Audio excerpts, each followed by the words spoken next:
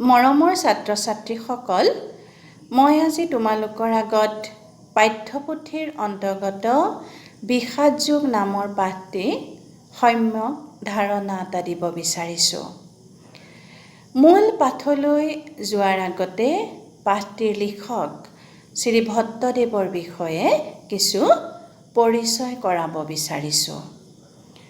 অসমীয়া গদ্য সাহিত্যৰ জনক ভট্টদেৱৰ জন্ম হৈছিল 1558 চনৰ কামৰূপ জিলাৰ বৰনগৰ অঞ্চলৰ ভেৰা গ্ৰামত। তেখেতৰ দেউতাকৰ নাম আছিল চন্দ্ৰভাৰতী। দেউতাকৰ নিৰ্দেশ মৰ্মে তেখেতে শ্ৰী দামোদৰদেৱৰ ওচৰত শৰণ লয় যে ভট্টদেৱৰ গুৰু হ'ল দামোদৰদেৱ। ভাগৱতত বিশেষ বুৎপত্তি আৰু শাস্ত্ৰ ব্যাখ্যাত অগাধ পাণ্ডিত্যৰ কাৰণে তেওঁক পণ্ডিত সমাজৰ পৰা কবিৰত্ন আৰু ভাগৱত ভট্টাচাৰ্য উপাধি প্ৰদান কৰে। যে ভট্টদেৱৰ তেতিয়াহ'লে সম্পূৰ্ণ নামটো আছিল বৈকুণ্ঠনাথ ভাগৱত ভট্টাচাৰ্য। ইয়াৰ পিছতেই গুৰুৰ নিৰ্দেশ মৰ্মে স্ত্ৰী ক্ষুদ্ৰ সকলোৱে বুজিব পৰাকৈ ভাগৱত পুৰাণ, ভাগৱত গীতা আৰু ভক্তি ৰত্নাৱলী নামৰ গ্ৰন্থ ৰচনা কৰিছিল। তেখেতে অসমীয়া ভাষাত শৰণ মালিকা, গুৰু বংশাৱলী, প্ৰসংগমালা আদি গ্ৰন্থও ৰচনা কৰে। ভক্তিসাৰ আৰু ভক্তি বিবেক সংস্কৃত ভাষাত লিখা আন দুখন গ্ৰন্থ। ভট্টদেৱৰ পূৰ্বে কোনো উত্তৰ ভাৰতীয় ভাষাতে গদ্যত পুথি ৰচিত হোৱা নাছিল। ভট্টদেৱে অসমীয়া গদ্যত তত্ত্বগধুৰ কথা ৰচনা কৰি ৰচনাৰ আৰ্হি দেখুৱাই থৈ গৈছিল। এতিয়া কথা হ'ল তেখেতৰ যি গদ্যৰ সৃষ্টি কৰিলে সেই গদ্যশৈলীৰ যদি আমি চাওঁ তেতিয়া আমি প্ৰথমতে আমাৰ চকুত পৰিব যে তেখেতে লিখা গ্ৰন্থসমূহত বা গদ্য শৈলীত চুটি চুটি বাক্যৰ প্ৰয়োগ কৰিছিল। এই বাক্যসমূহত তেখেতে ঠায়ে ঠায়ে সংস্কৃত ভাষাৰ অৰ্থাৎ তৎসম আৰু তদ্ভৱ শব্দৰো ব্যৱহাৰ কৰা দেখা যায়। সেই সময়ৰ পদ্যৰ যি ভাষা, সেই পদ্যৰ ভাষাও তেওঁৰ গদ্যত পৰিস্ফুট হৈছে। সেইবাবে ছন্দৰীতিৰ কিছু লক্ষণ তেওঁৰ ভাষাত বিদ্যমান। ইয়াৰ উপৰিও ঠায়ে ঠায়ে কিছু জতুৱা ঠাঁচৰ ব্যৱহাৰো তেওঁৰ গদ্যত দেখিবলৈ পোৱা যায়। এতিয়া আমাক যিটো পাঠ পঢ়িবলৈ দিছে সেই পাঠটোৰ নাম হ'ল বিষাদযোগ। পাঠটি কথা গীতাৰ পৰা তুলি অনা হৈছে। এই পাঠটিত উল্লেখ কৰিছে যে কৌৰৱ বাহিনীৰ সৈতে কুৰুক্ষেত্ৰ ৰণৰ সন্মুখ সমৰত উপস্থিত হৈ অৰ্জুনে যেতিয়া আত্মীয় কুটুমসকলক দেখা পালে তেতিয়া তেওঁৰ মনটো বিষাদেৰে ভৰি পৰিছে। কাৰণ তেওঁ অনুভৱ কৰিছে যে সেই আত্মীয় কুটুমসকলৰ লগত তেওঁ কেনেকৈ যুদ্ধ কৰিব আৰু সেয়েহে তেওঁ আপোন মানুহৰ সৈতে যুদ্ধ নকৰোঁ বুলি হাতৰ পৰা গাণ্ডীৱ পেলাই দিছে। আৰু সেই সময়ৰ অৰ্জুনৰ মনত যি কাৰুণ্য ভাৱ আহিছে সেই কথাখিনিকেই এই পাঠটোত অন্তৰ্ভুক্ত কৰা হৈছে। তোমালোকে মহাভাৰতৰ কাহিনী জানা। সেই মহাভাৰতৰ কাহিনীৰ এটা অংশ হ'ল বিষাদ যুগ। হস্তিনাপুৰৰ ৰাজ্য লাভৰ বাবে অৱশেষত কৌৰৱ আৰু পাণ্ডৱৰ মাজত যুদ্ধ ঘোষণা হ'ল। আৰু দুয়ো পক্ষই যুদ্ধ কৰাৰ মানসেৰে ধৰ্মভূমি কুৰুক্ষেত্ৰত গৈ উপস্থিত হৈছিলগৈ। এতিয়া পাঠটিৰ প্ৰথম অংশত কৈছে যে ধৃতৰাষ্ট্ৰে সঞ্জয়ক প্ৰশ্ন কৰন্ত। তোমালোকে জানা যে ধৃতৰাষ্ট্ৰ হ'ল হস্তিনাপুৰৰ ৰজা। তেখেত অন্ধ আছিল। নিজৰ পুত্ৰসকলে যুদ্ধভূমিলৈ গৈ যুদ্ধক্ষেত্ৰত কি কৰিছিলগৈ সেই কথাখিনিকে সঞ্জয়ক সুধিছে। সঞ্জয় হ'ল ধৃতৰাষ্ট্ৰৰ সাৰথি। সঞ্জয়ে ব্যাসদেৱৰ পৰা দিব্য চকু লাভ কৰিছিল, অৰ্থাৎ দিব্য জ্ঞান লাভ কৰিছিল। আৰু তাৰ ফলতেই কুৰুক্ষেত্ৰ যুদ্ধৰ সকলো ঘটনা দূৰত থাকিয়েই তেখেতে প্ৰত্যক্ষ কৰিব পাৰিছিল আৰু ধৃতৰাষ্ট্ৰক কৈ আছিল। বৰ্তমান যুগৰ টেলিভিছন বুলি ক'ব পাৰি সঞ্জয়ক। এতিয়া ধৃতৰাষ্ট্ৰে সঞ্জয়ক প্ৰশ্ন কৰন্ত।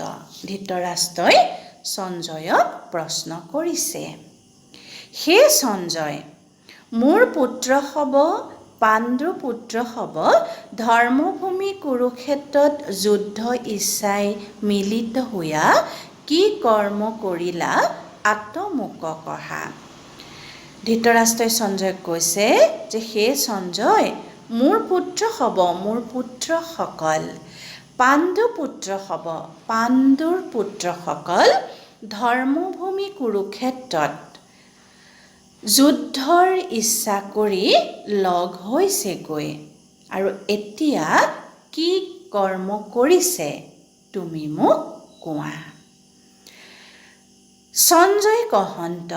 তেতিয়া সঞ্জয় কৈছে, জানা ৰাজা, পাণ্ডৱৰ সেনা হ'ব বেহুৰূপে ৰহিবাক দেখি তোমাৰ পুত্ৰ দুৰ্যোধন দ্ৰোণাচাৰ্যৰ সমীপক যায়া বুলিবে লাগিলা।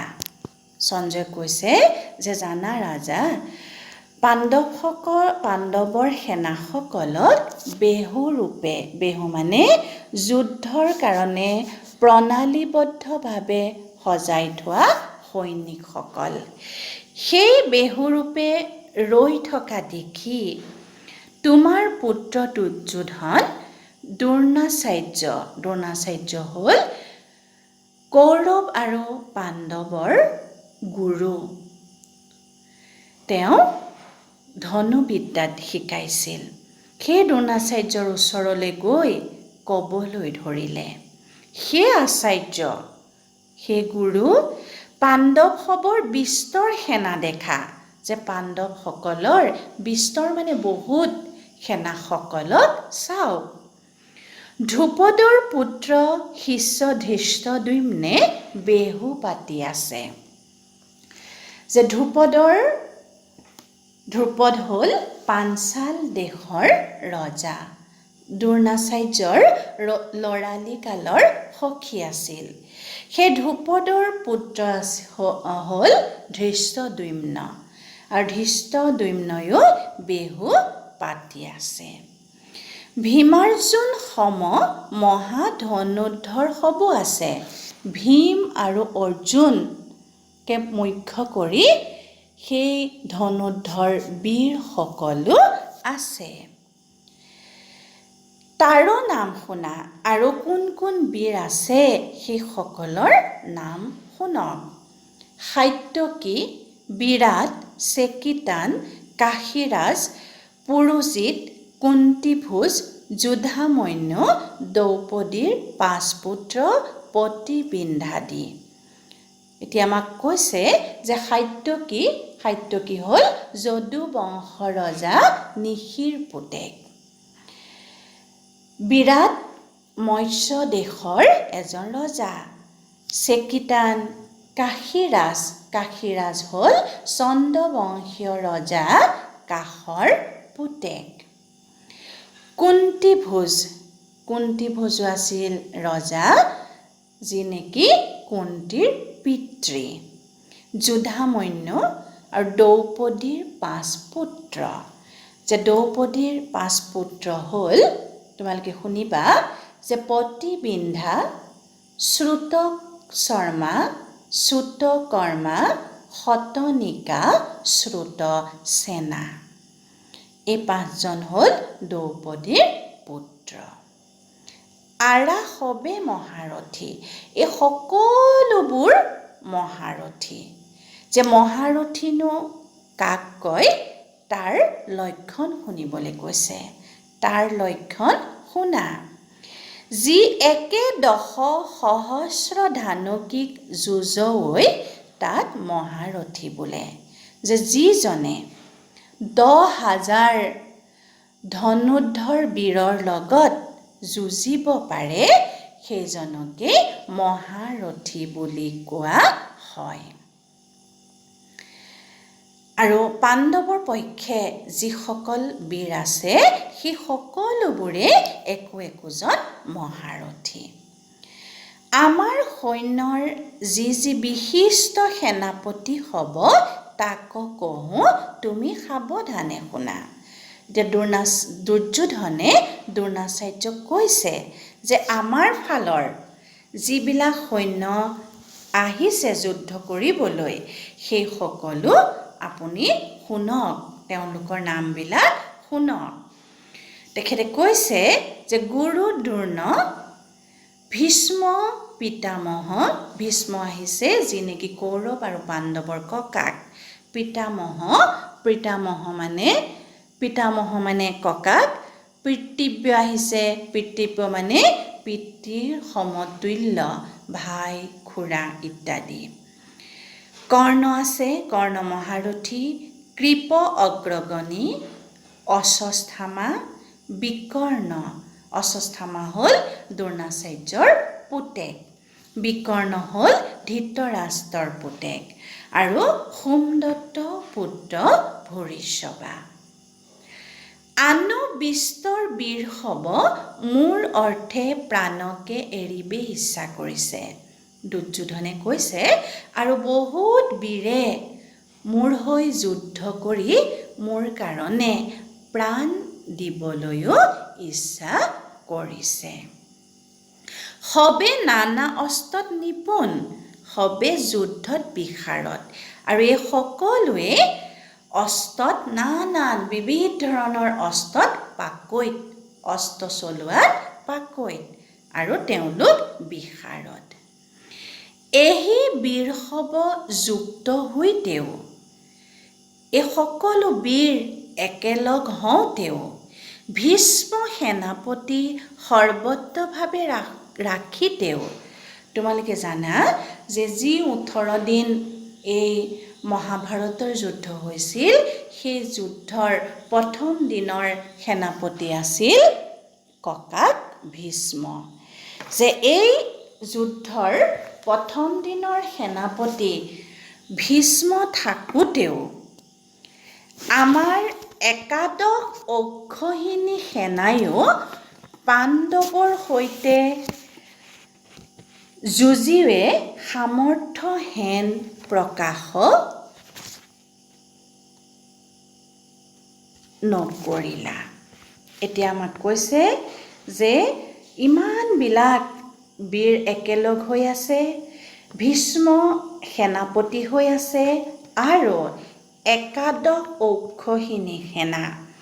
যে এক অক্ষৌহিণী সেনাত 21,870 ৰথ আৰু হাতী থাকে, 65,610টা ঘোঁৰা থাকে, আৰু 1,09,350জন পদাতিক বীৰ থাকে।